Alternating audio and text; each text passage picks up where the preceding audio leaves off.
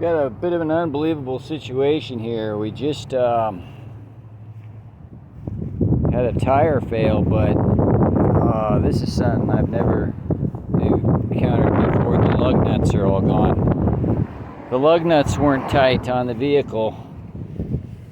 I knew, yeah, I don't know. There's one lug nut left on the wheel. What the hell happened? Isn't this the new tire that we just got at Walmart a while ago? Didn't they mount it?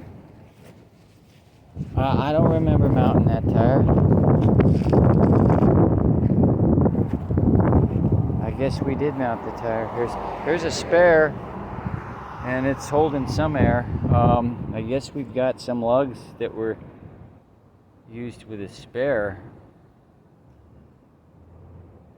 Wow.